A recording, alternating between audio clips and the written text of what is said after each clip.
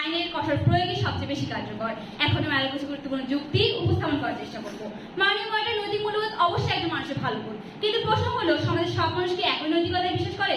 অবশ্যই না। নৈতিকতা মানুষকে ভালো হতে শেখায়, কিন্তু আইন মানুষকে খারাপ কাজ থেকে বিরত রাখে। দুর্নীতির প্রতিরোধে কোনটি বেশি কার্যকর তার উদাহরণ দিচ্ছে এই বাস্তবতার জব। আইন ভঙ্গ করলে শাস্তি হবে, এই ভয় দুর্নীতিবাদকে সবচেয়ে বেশি প্রভাবিত করে। নৈতিকতার উপদেশ নয়। মাননীয় মডারেটর, অভাব যখন দরজায় কর্নারে, নৈতিকতা তখন জান্নাতে পালায়।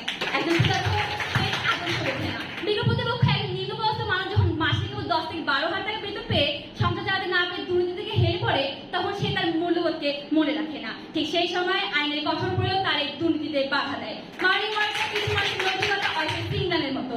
পরিস্থিতি ভালো থাকলে ফুল নেটওয়ার্ক, আর টাকা না থাকলে নো কানেকশন। জাতিসংঘের সাবেক মহাসচিব কফি আনান বলেছিলেন, corruption undermines democracy and the rule of law. অর্থাৎ দুর্নীতি তখনই মাথা তোলে যখন আইন তাকে দমন করতে পারে না। যদি নৈতিক মূল্যবোধী দুর্নীতি প্রতিরোধের প্রধান উপায় হতো, তাহলে সবচেয়ে শিক্ষিত এবং নিঃশিক্ষাপ্রাপ্ত মানুষদের মধ্যে দুর্নীতি দেখা যেত না। প্রতিপক্ষ বলছে মানুষের বিবেক জাগ্রত হলে দুর্নীতি কমে যাবে, কিন্তু মাননীয় মডারেটর, বিবেক জাগ্রত হওয়ার আশায় একটি তো রাষ্ট্র বসে থাকতে পারে না। রাষ্ট্র বলতে হয় আইন দ্বারা, এবং আইন সবার জন্য সমান। কবি কামিনী রায় তার কবিতা লিখেছিলেন, করিতে পারি না কাজ, সদা ভয় সদা লাজ, সংশয় সংকল্প সদা টলে, পাছে লোকে কিছু বলে। কিন্তু মাননীয় মডারেটর, আজকের যুগে মানুষ আর পাছে লোকে কিছু বলার আশায় বসে থাকে না, কারণ তার নিজের স্বার্থের পিছনে ছুটতে ছুটতে অজান্তে তার নৈতিকতাকে বিসর্জন দিয়ে ফেলে। আইন থাকলে জড়িত হয়, আমরা এই কথা অস্বীকার করি না, কিন্তু দোষ আইনে নয়, এর ভুল প্রয়োগে। ওষুধ কাজ না করলে যেমন রোগীকে দোষ দেওয়া যায় না, ঠিক তেমনি আইন প্রয়োগে দুর্বলতা থাকলে আইনের গুরুত্ব কমে যায় না। 2020 সালে বাংলাদেশের নিজের হাসপাতালের ডাক্তারদের কোভিড-19 ভুয়া রিপোর্ট দেখিয়ে কোটি কোটি টাকা হাতিয়ে নিয়েছিল। বাংলাদেশ নারী ক্রিকেটার সেই ডাক্তার দুর্নীতি করে অনেক টাকা আত্মসাৎ করে।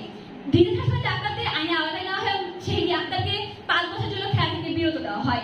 বিজ্ঞপ্রতিপক্ষ, আপনারা কি বলবেন, বিখ্যাত নিজের হাসপাতালের ডাক্তারদের এবং বিখ্যাত সেই ডাক্তারের মতো ক্রিকেটারের নৈতিকতার অভাব ছিল? অবশ্যই না। তবে তাদের কমিয়ে রেখেছিল। এরকম আরো হাজার হাজার নিজের হাসপাতালের ডাক্তারদের মতো সেই ডাক্তারের মতো খেলোয়াড়ের উদাহরণ দিতে পারি, যারা জীবন যুদ্ধে তাদের লোক দর্শকের কাছে হেরে গিয়েছিল বিজ্ঞপ্রতিপক্ষ।